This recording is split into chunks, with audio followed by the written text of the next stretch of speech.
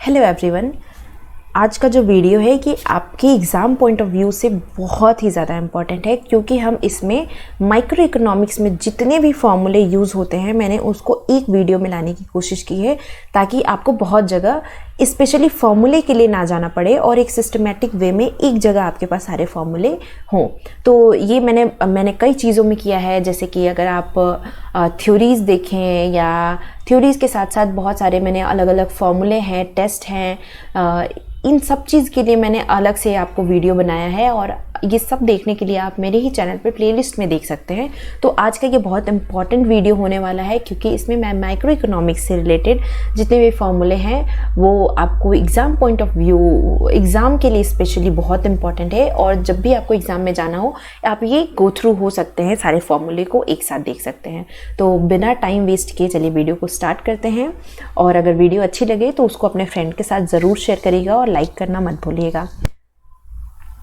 पहला है हमारा मार्जिनल यूटिलिटी। तो मार्जिनल यूटिलिटी अक्सर हम पढ़ते हैं माइक्रो इकोनॉमिक्स में। तो होती क्या है, तो मार्जिनल यूटिलिटी है the consumptions of nth unit of the good. तो मार्जिनल यूटिलिटी हमारी क्या है, 1x, मतलब जो भी हमारी यूटिलिटी है, मार्जिनल यूटिलिटी को हम इस तरह से भी दिखाते हैं कि total utility minus total utility n-1 यानी कि प्रीवियस को हम एक माइनस करते हैं अपनी टोटल यूटिलिटी में, तब हम उसको बोलते हैं मार्जिनल यूटिलिटी। और मार्जिनल यूटिलिटी को हम इस तरीके से भी लिख सकते हैं, मार्जिनल यूटिलिटी चेंज इन, हम इसको इस तरह से लिखते हैं, change in total utility upon change in quantity, change in quantity. तो इस तरीके से भी लिखा जाता है और इस तरीके से हम फाइंड आउट भी करते हैं मार्जिनल यूटिलिटी को। नेक्स्ट हमारा जो फॉर्मूला है मार्जिनल यूटिलिटी ऑफ मनी। तो जब आपको मार्जिनल यूटिलिटी सिर्फ पूछा जाए तो आप नीचे क्वांटिटी से डिवाइड करते हैं, लेकिन मार्जिनल यूटिलिटी ऑफ मनी पूछा जाए तो मार्जिनल यूटिलिटी ऑफ एक्स और अपॉन प्राइस ऑफ एक्स से हम डिवाइड करते हैं। तो यहाँ पे हम टोटल यूटिलिटी नहीं रखते हैं, जैसे पीछे हमने रखा था टोटल यूटिलिटी अपॉन क्वांटिटी। इसमें हम क्या करते हैं, मार्जिनल यूटिलिटी में हम अलग अलग जो भी गुड्स दिए होते हैं उनकी मार्जिनल यूटिलिटी से प्राइस ऑफ जो गुड्स है उसको हम डिवाइड करते हैं। अगर एक्स गुड के लिए लिए हैं तो उसकी मार्जिनल यूटिलिटी से हम प्राइस ऑफ एक्स को डिवाइड करेंगे। और अगर हमारे पास वाई यूटिलिटी का है तो हमारा मार्जिनल यूटिलिटी जो है मनी का, हम उसको इस तरीके से लिखेंगे, marginal utility of Y upon price of Y. अब उसके बाद हम फाइनली एट द लास्ट हम उन सबको क्लब कर देते हैं एक साथ। तो उस तरीके से हम उसको लिखते हैं। अगर हमें कंज्यूमर इक्विलिब्रियम निकालना हो तब हम इन दोनों को एक साथ लिखते हैं, अदरवाइज हम उसको सिंगल सिंगल भी फाइंड आउट कर सकते हैं। इसी को हम law of equi marginal utility भी बोलते हैं। और जो इक्विलिब्रियम है यहाँ पे एजेंट जो हैं वो एलोकेट करते हैं एक्सपेंडिचर, ताकि जो रेशियो है हमारा मार्जिनल यूटिलिटी का प्राइस से वो इक्वल हो सके हमारे ऑल गुड्स एंड सर्विसेज में। तो अब जो हमारी यूटिलिटी मैक्सिमाइजेशन है उसको हम किस तरीके से फॉर्मूले में रखते हैं। तो यूटिलिटी मैक्सिमाइजेशन के लिए हम जो कंज्यूमर है क्वांटिटी 1 यूनिट ऑफ गुड्स का, वो किस तरीके से दिखाएंगे। तो हमारा यूटिलिटी 1 जो फंक्शन होगा वो क्वांटिटी 1 का होगा, इसको हम टोटल यूटिलिटी बोलेंगे। और जो हमारा U-1 होगा ये U-1 क्यू होगा, जिसको हम मार्जिनल यूटिलिटी भी कहते हैं। तो जब भी हमारा टोटल यूटिलिटी राइज होगा वो भी डिक्रीजिंग रेट पे, तो हमारा मार्जिनल यूटिलिटी पॉजिटिव होगा और लेकिन डिक्रीज करेगा जैसे जैसे हमारी जैसे जैसे हम Q1 इंक्रीज करेंगे। यानी कि बेसिकली ये फॉर्मूला इसी पे बेस्ड है कि जैसे जैसे हम एक्स्ट्रा यूनिट कंज्यूम करने लगते हैं तो हमारी मार्जिनल यूटिलिटी डिक्रीज होने लगती है। नेक्स्ट है हमारा इनवर्स डिमांड फंक्शन। तो इनवर्स डिमांड फंक्शन हमें क्या बताता है, ये है हमारा मार्जिनल यूटिलिटी और ये लैम्डा और पीएक्स। और पीएक्स को हम कैसे डिफाइन करेंगे, यानी कि प्राइस ऑफ एक्स हमें निकालना हो तो हम marginal utility of x upon lambda से डिवाइड कर देते हैं। अब स्लोप हम कैसे निकालेंगे इन डिफरेंस कर्व का, तो MRS जब अगर हमें फाइंड करना होता है तो MRS हम कैसे फाइंड आउट करते हैं, change in Y upon change in X. इसका बात हमेशा ध्यान रखिएगा कि जो भी हम वाई क्या रिप्रेजेंट करता है, कंजम्पशन ऑफ वाई गुड, और ये क्या रिप्रेजेंट करता है, change in consumption of X good. तो MRS शो करता है हमें कि consumer is willing to sacrifice good Y for an additional unit of good x। तो ये इस फॉर्मूले का मतलब हुआ। अब इसको हम एक अगर ग्राफिकली शो करना चाहे तो हमारे ये इंडिफरेंस कर्व है, और इंडिफरेंस कर्व में जब ये स्लोप है यानी कि इतना एक्स्ट्रा यूनिट पाने के लिए हमने y की इतने यूनिट को सैक्रिफाइस किया है, इसी को हम बोलते हैं MRS, यानी कि किस रेट पे हमने इसको सब्स्टिट्यूट किया है। नेक्स्ट हमारा जो फॉर्मूला है वो है बजट कंस्ट्रेंट से। तो बजट कंस्ट्रेंट में हम इस फॉर्मूले का यूज़ करते हैं। यहाँ पे m ग्रेटर देन और इक्वल होता है, और जहाँ पे हम जो अमाउंट स्पेंड किया है गुड वन का उसके प्राइस से मल्टीप्लाई करके, और जो 2 का अमाउंट है उससे दोनों को मल्टीप्लाई करके ऐड कर देते हैं, तो ये बजट कंस्ट्रेंट का फॉर्मूला बन जाता है। अब स्लोप ऑफ बजट लाइन हम कैसे दिखाते हैं, तो स्लोप ऑफ बजट लाइन में हम प्राइस रेशियो को लेते हैं, प्राइस 1 प्राइस 2 को, यानी कि अगर, और ये निगेटिव साइन ये दिखाता है कि जो बजट लाइन है वो किस तरीके से है, लेफ्ट टू राइट जा रही है या राइट टू लेफ्ट जा रही है। जिस तरीके से हमारी बजट लाइन जाती है हम ऐसे ही हम लिखते हैं लेफ्ट टू राइट, तो क्या निगेटिव साइन जो है हमारा यही दिखा रहा है हम, और बजट लाइन को, स्लोप ऑफ बजट लाइन को हम प्राइस रेशियो से डिनोट करते हैं। नेक्स्ट है हमारा कंज्यूमर इक्विलिब्रियम। तो कंज्यूमर इक्विलिब्रियम में हम MRS लेंगे, और ये बजट जो लाइन है हमारा स्लोप ऑफ बजट लाइन, जब ये दोनों इक्वल हो जाता है, यानी कि स्लोप ऑफ इंडिफरेंस कर्व और स्लोप ऑफ बजट लाइन जब इक्वल हो जाएगा, उसको हम बोलेंगे कि कंज्यूमर इक्विलिब्रियम में आ गया है। और ये कैसे अगर हम दिखा सकते हैं, और हम इसको दिखा सकते हैं यहाँ पे, ये हमारा बजट लाइन और ये हमारा इंडिफरेंस कर्व, यहाँ पे ये हुआ है, यानी कि इसको हम बोलेंगे कि यहाँ पे ये इक्वल है, दोनों इक्वल हो गए हैं, दोनों का स्लोप इक्वल हो गया है। अब आते हैं एंजल लॉ पे। तो एक जैसे इनकम राइज करती है, तो जो हमारा इंटेंसिटी होता है कि जो हमारा स्पेंड होता है फूड पे वो डिक्रीज होता है, और बाकी की चीज़ों पे हमारा स्पेंड बढ़ जाता है। तो उसी को एंजल के द्वारा, एंजल एक इकोनॉमिस्ट थे, उनके द्वारा ये लॉ दिया गया है। और इसमें इनकम इलास्टिसिटी ऑफ डिमांड जो है वो बेसिक गुड का 1 से भी कम होता है, क्योंकि हमारा जैसे जैसे इनकम बढ़ता है हमारे फूड ग्रेन पे, यानी बेसिक गुड है, उस पर हमारी जो इलास्टिसिटी ऑफ डिमांड है वो कम हो जाती है। तो वैल्यू ऑफ इलास्टिसिटी कैसे इसमें दिखाता है, ये n क्या है हमारा, इलास्टिसिटी थी। तो 0 से अगर कम होगी हमारी इलास्टिसिटी तो हमारा गुड कैसा होगा, यानी कि इन्फीरियर है नेसेसिटी उसकी। अगर ये 0 और 1 से बीच में है तो वो कैसा गुड है, नॉर्मल नेसेसिटी का है। और अगर 1 से बड़ा है तो वो लग्जरी गुड के कैटेगरी में आता है। अब है प्राइस इफेक्ट और टोटल प्राइस इफेक्ट। तो प्राइस इफेक्ट किसे कहते हैं, तो प्राइस इफेक्ट में 2 चीज़ें हमें इंपॉर्टेंट पढ़नी होती है, एक सब्स्टिट्यूशन इफेक्ट और एक इनकम इफेक्ट। तो प्राइस इफेक्ट सब्स्टिट्यूशन इफेक्ट और इनकम इफेक्ट का एडिशन है, और उसी को ऐड करके हम प्राइस इफेक्ट निकालते हैं। अब इस तरह से बार बार पूछा जाता है आपसे कि अगर हमारा सब्स्टिट्यूशन इफेक्ट निगेटिव होगा तो क्या होगा, हमारा जब नॉर्मल गुड के लिए होगा, इन्फीरियर गुड के लिए होगा तो कैसे होगा। तो वो हम इस टेबल से समझ सकते हैं कि अगर हमारा सब्स्टिट्यूशन गुड, ये हमारा सब्स्टिट्यूशन इफेक्ट जो है हम उसको इस तरीके से निकालते हैं, और ये हमेशा नेगेटिव होता है। ये बात ध्यान रखिएगा कि substitution effect are always negative. अगर इनकम इफेक्ट की बात करें, नॉर्मल गुड के लिए नेगेटिव होता है, और इनकम इफेक्ट इन्फीरियर गुड के लिए पॉजिटिव होता है। तो ये चीज़ें, 2 चीज़ें बहुत ध्यान में रखने वाली बातें हैं कि अगर हमारा सब्स्टिट्यूशन इफेक्ट हमेशा नेगेटिव होता है किसी भी गुड के लिए, जबकि इनकम इफेक्ट नॉर्मल गुड के लिए नेगेटिव होता है और हमारा इन्फीरियर गुड के लिए पॉजिटिव होता है। और ये किस तरह से हम देखते हैं, तो इन्फीरियर गुड, हमारा जो इनकम इफेक्ट है, अगर ये नॉर्मल गुड है तो इसमें परचेजिंग पावर रियल मनी का बढ़ेगा और डिमांड भी बढ़ेगा। लेकिन अगर इन्फीरियर गुड है तो हमारा परचेजिंग पावर रियल इनकम बढ़ेगा लेकिन डिमांड हमारा घट जाएगा। तो ये हमारी चीज़ें हैं जो ध्यान में रखने वाली हैं, और इसको फिर से टेबल में मैंने यहाँ पे अच्छे से दिखाया है कि अगर हमारा गुड नॉर्मल है, इन्फीरियर है या गिफन है तो उसमें सब्स्टिट्यूशन इफेक्ट कैसा होगा, रियल इनकम इफेक्ट कैसा होगा, डोमिनेंट कौन सा होगा, इनकम इफेक्ट होगा या हमारा सब्स्टिट्यूशन इफेक्ट होगा, और साथ ही साथ टोटल प्राइस इफेक्ट किस तरीके से होगा और उसको हम कैसे डिकोड करेंगे। तो एक मैं आपको बताती हूँ, अगर नॉर्मल गुड की बात करें तो सब्स्टिट्यूशन इफेक्ट सब में नेगेटिव होता है, तो नॉर्मल गुड में भी सब्स्टिट्यूशन इफेक्ट नेगेटिव होगा। अगर इनकम इफेक्ट की बात करें तो ये भी नॉर्मल गुड में नेगेटिव होता है। और लेकिन नॉर्मल गुड में सब्स्टिट्यूशन इफेक्ट ज़्यादा डोमिनेटिंग होता है इनकम इफेक्ट से, इस बात का ध्यान रखिएगा। और टोटल प्राइस इफेक्ट जो है वो नेगेटिव हो जाता है और इसमें प्राइस कम होता है और डिमांड बढ़ जाता है। जबकि इंफीरियर गुड के केस में सब्स्टिट्यूशन इफेक्ट तो सबके लिए निगेटिव है, इंफीरियर गुड के केस में हमारा इनकम इफेक्ट पॉजिटिव हो जाता है और यहाँ पे भी सब्स्टिट्यूशन इफेक्ट ज़्यादा डोमिनेटिंग है इनकम इफेक्ट से और टोटल प्राइस इफेक्ट निगेटिव हो जाता है। इसमें प्राइस के घटने से हमारी जो डिमांड है वो बढ़ जाती है।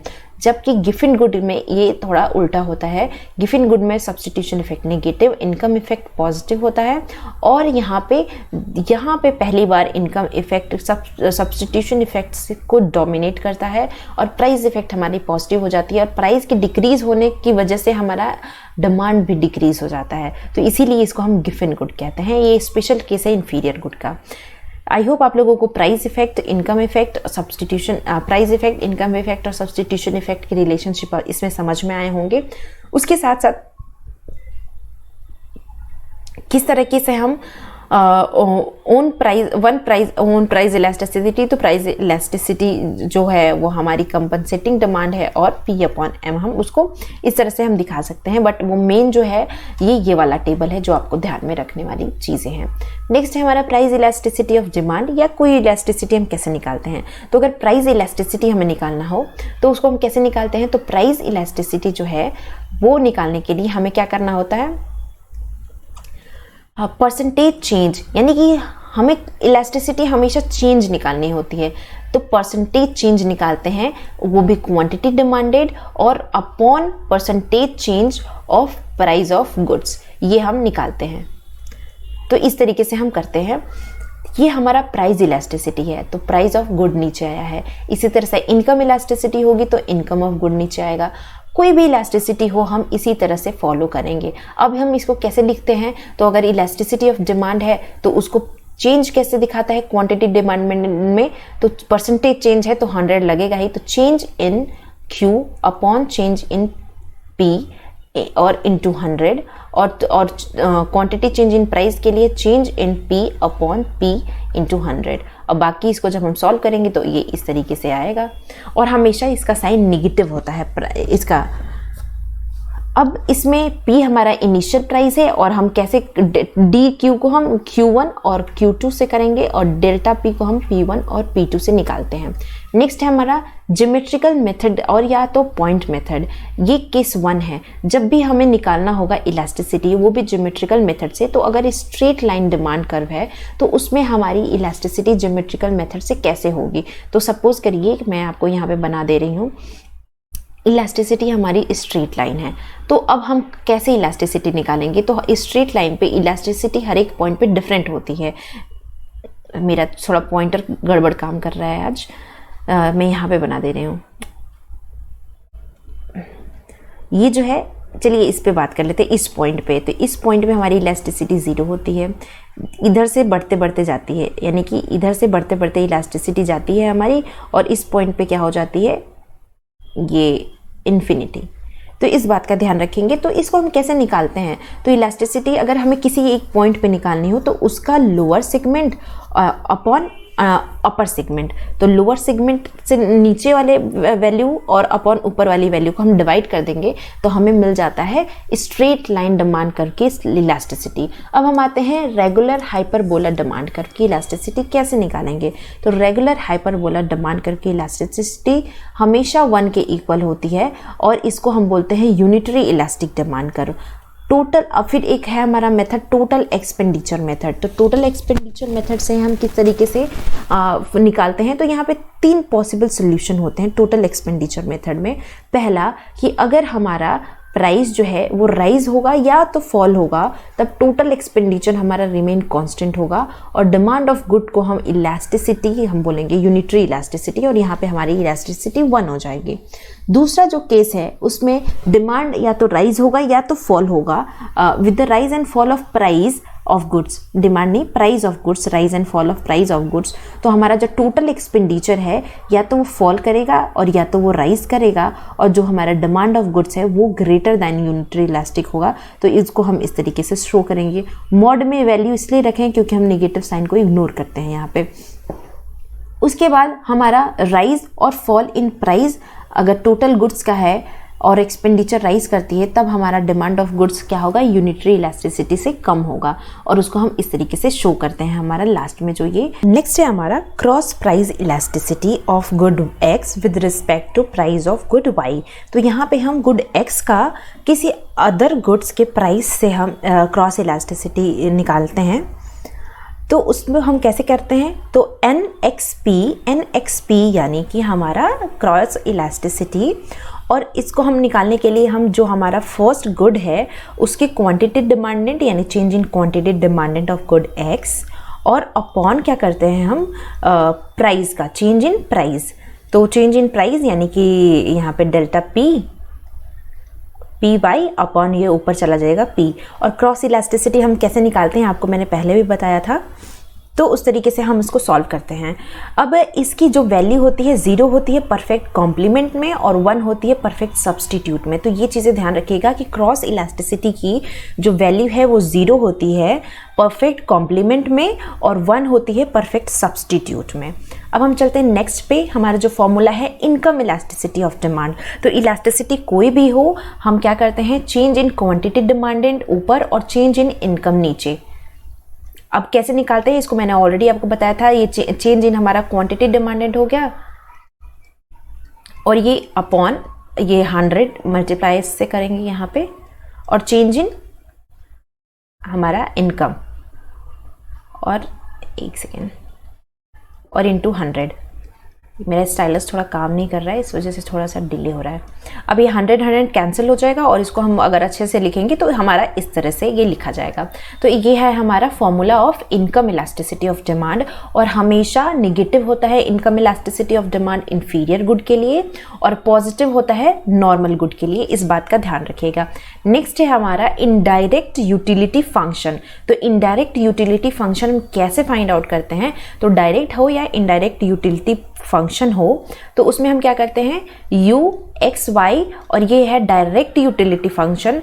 और अब हम क्या करेंगे, if we substitute the value of x star and y star the direct utility function we get indirect utility function. यानी कि अगर हम डायरेक्ट यूटिलिटी फंक्शन और इनडायरेक्ट यूटिलिटी फंक्शन में वो करते हैं तो हम कर सकते हैं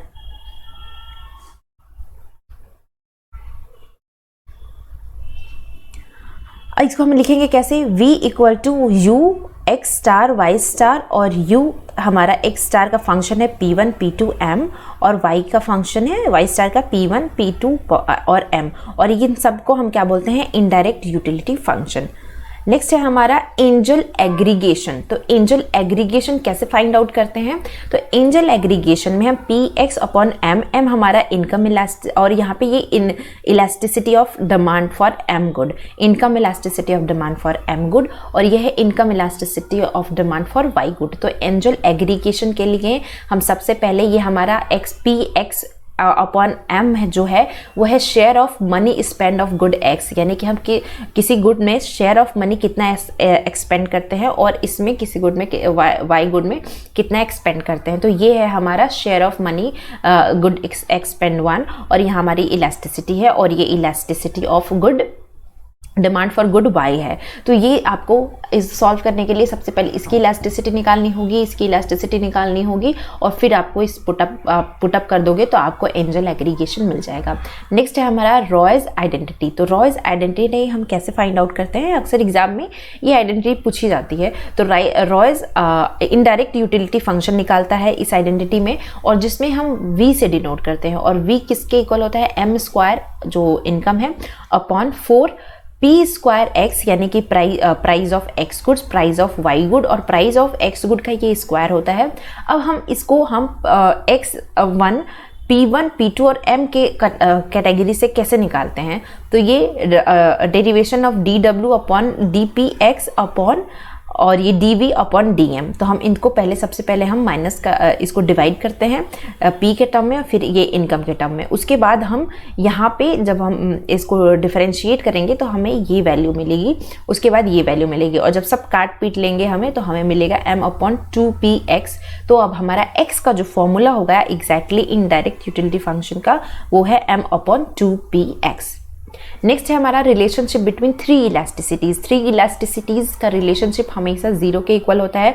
कौन कौन सी इलास्टिसिटी होगी? Price elasticity, cross price elasticity और इनकम इलास्टिसिटी। जब हम तीनों को ऐड करेंगे तो ये जीरो के इक्वल आएगा, उसी को हम बोलते हैं रिलेशनशिप बिटवीन थ्री इलास्टिसिटीज। नेक्स्ट है हमारा कंज्यूमर सरप्लस। आप अक्सर पढ़ते हैं कंज्यूमर सरप्लस, प्रोड्यूसर सरप्लस, और ये माइक्रो इकोनॉमिक्स का पार्ट है। तो इसके फॉर्मूले में हम कैसे डिफाइन करेंगे? तो कंज्यूमर सरप्लस हमारा सबसे पहले इंटीग्रेट करते हैं हम जीरो से लेके एक्स तक की वैल्यू को या पी तक की वैल्यू को, और इंटीग्रेट क्या करते हैं हम? पी या एक्स जो भी हमें दिया होता है फंक्शन। कंज्यूमर सरप्लस के लिए हमेशा डिमांड फंक्शन को इंटीग्रेट किया जाता है, और प्रोड्यूसर सरप्लस के लिए हमें जो सप्लाई फंक्शन है उसको हम इंटीग्रेट करते हैं, और into P into x, P into Q, यानी कि क्यू या एक्स जो हमें दिया होता है उसको हम इसमें मल्टीप्लाई कर देते हैं। तो ये हमारा कंज्यूमर सरप्लस का फॉर्मूला बनता है। अब ऐसे ही प्रोड्यूसर सरप्लस में हम सप्लाई फंक्शन को इंटीग्रेट करते हैं, और उसमें अंतर इतना है कि यहाँ पे पी और इंटू क्यू जो हमारा बाद में माइनस कर रहे थे ये पहले आएगा, और माइनस के बाद जो हमारा ये फंक्शन है जिसको हम डिफ्रेंशिएट करेंगे वो हमारा टर्म आता है। अगर सपोज करिए कि हमारा जो सप्लाई का फंक्शन है वो x plus x square plus 2x plus 3 है, तो ये हमारा सप्लाई का फंक्शन हो गया, और हमारा p हमें ऑलरेडी दिया है 10, और x की वैल्यू हमें दी हुई है, x की वैल्यू हमें दी हुई है 2। तो इस तरीके से हम यहाँ पे जो हमारा q है या x है इसकी वैल्यू को हम फाइंड आउट कर सकते हैं। हमें p भी मिल जाएगा, x भी मिल जाएगा। यहाँ पे x की वैल्यू को रख के हम x फाइंड आउट कर लेंगे, ये q फाइंड आउट कर लेंगे। सपोज आपकी q ही है तो उससे ये फाइंड आउट हो जाएगा, और हमारा p हमें ऑलरेडी दिया है तो उससे हम ये फाइंड आउट कर लेंगे और इसको इंटीग्रेट कर देंगे इस फंक्शन को यहाँ पे, और तब हम प्रोड्यूसर सरप्लस निकाल सकते हैं। उसके बाद हम आते हैं जो मेन इंपॉर्टेंट भी चीज़ें जो हैं, स्पेशली स्लोप ऑफ आइसोकॉन्स। तो marginal rate of technical substitution में हम क्या करते हैं? हम change in x upon change in l, यानी कि change in capital upon change in labour, ये हमें बताता है कि मार्जिनल रेट ऑफ सब्सटीट्यूशन, जैसे अगर टेक्निकल सब्सटीट्यूशन, जैसे हम मार्जिनल रेट ऑफ सब्सटीट्यूशन में क्या करते थे? हम change in y upon change in x, यानी कि y गुड के कंपैरिजन में जो x गुड है वो कितना चेंज हो रहा है, जबकि हम marginal rate of technical substitution में क्या करते हैं? हम change in k upon change in l, क्योंकि ये हम फाइनली प्रोड्यूसर के पॉइंट ऑफ से देख रहे हैं, जबकि मार्जिनल रेट ऑफ सब्सटीट्यूशन हम कंज्यूमर के पॉइंट ऑफ व्यू से देखते हैं। तो प्रोड्यूसर के पॉइंट ऑफ व्यू से हमारा जो डेल्टा k है, यानी capital, change in capital upon change in labour हम लेते हैं, और कंज्यूमर पॉइंट ऑफ व्यू से हम गुड्स को लेते हैं, ये अंतर होता है। अब हम आते हैं एवरेज प्रोडक्ट। तो एवरेज प्रोडक्ट कैसे फाइंड आउट करते हैं? एवरेज प्रोडक्ट के लिए हमें क्या करना होता है? टोटल प्रोडक्ट में से लेबर को डिवाइड कर देना होता है। वैसे ही हमें एवरेज प्रोडक्ट ऑफ कैपिटल में टोटल प्रोडक्ट में से कैपिटल को डिवाइड करना होता है।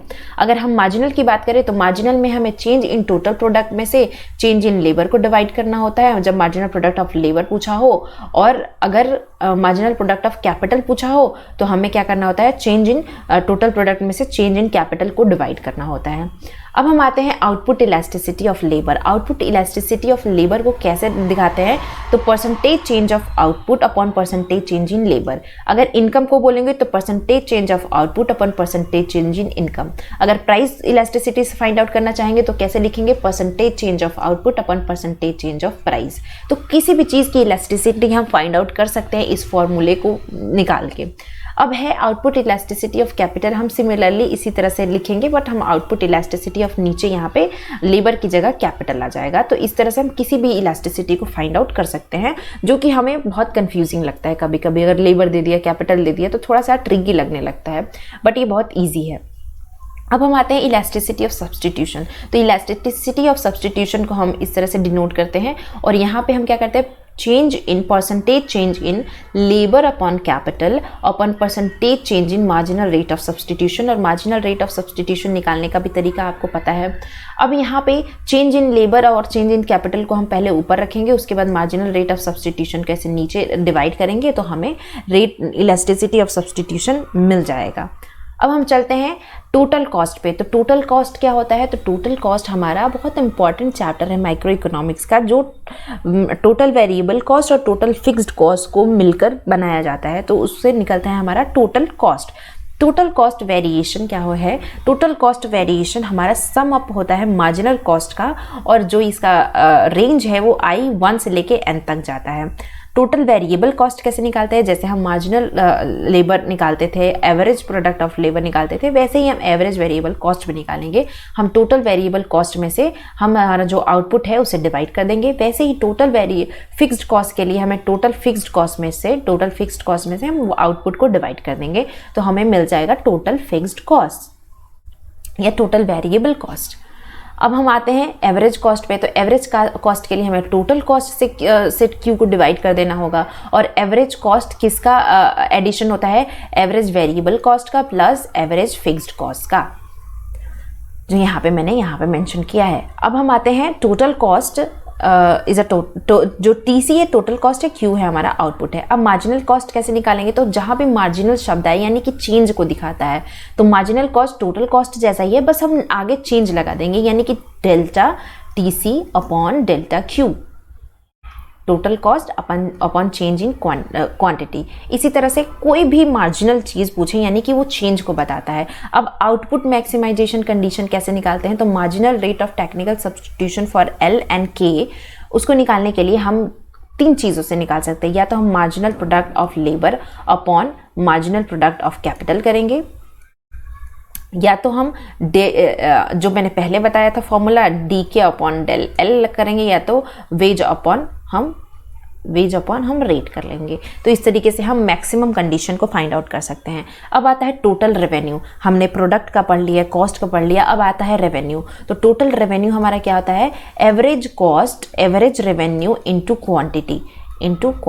इस तरह से या तो P इंटू Q भी हम लिखते हैं, क्योंकि एवरेज कॉस्ट प्राइस के बराबर होता है, एवरेज रेवेन्यू प्राइस के बराबर होता है। अब मार्जिनल रेवेन्यू क्या होता है, सेम वैसे ही होता है, बस यहाँ पे क्या करेंगे, हम टोटल रेवेन्यू में से चेंज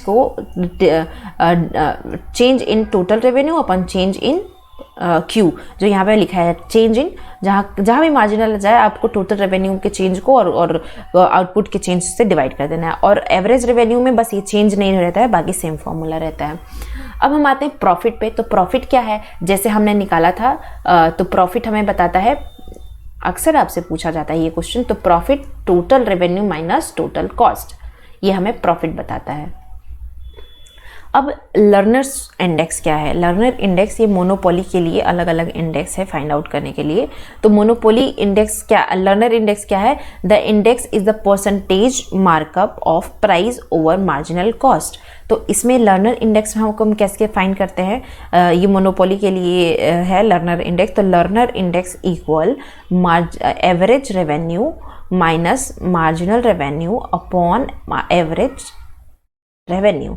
इसको हम एक तरीके से और लिख सकते हैं, L equal to P minus MR upon P या MC upon P। Marginal cost भी आता है यहाँ पे, जो यहाँ पे लिखा हुआ है, और उसको हम मार्जिनल रेवेन्यू के भी टर्म्स में चेंज कर सकते हैं। तो ये वाला फॉर्मूला बहुत इंपॉर्टेंट है। अगर आपको कोई भी वैल्यू दी हो, मार्जिनल रेवेन्यू दिया हो, प्राइस दिया हो, मार्जिनल कॉस्ट दिया हो, तो भी आप फाइंड आउट कर सकते हैं। अब ये इसकी जगह पे हम 1 माइनस E भी लिख सकते हैं नीचे। अब आता है हमारा हर्फिंडाल हिर्शमैन इंडेक्स। ये पॉपुलरली है कंसंट्रेशन के लिए, और ये कैलकुलेट करता है हमारे इंटायर मार्केट जो इंडस्ट्रीज में है उसका across all the firm industry के सम अप को करता है।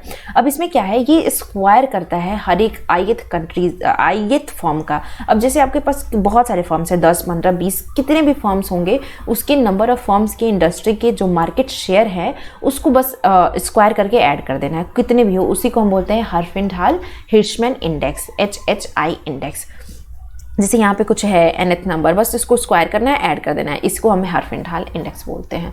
अब आता है equilibrium condition for a price discrimination monopoly. तो इसमें हमारा equilibrium condition under price discrimination monopoly में क्या होता है, हम इस तरीके से शो करते हैं, मार्जिनल कास्ट, मार्जिनल रेवेन्यू और मार्जिनल रेवेन्यू 2 के इक्वल होता है, और हम यहाँ पे ग्रेटर दैन लेस देन की सिचुएशन को भी दिखाते हैं कि कब होगा। अब एक्सपेक्टेड वैल्यू क्या होती है, ये problem of success into event A और problem of failure into B, इन दोनों को ऐड कर देंगे तो हमें इवेंट ऑफ वैल्यू मिल जाएगी। और न्यूमैन एंड मॉर्गेनस्टन की भी वैल्यू यहाँ पे नीचे मैंने यहाँ पे मेंशन की है।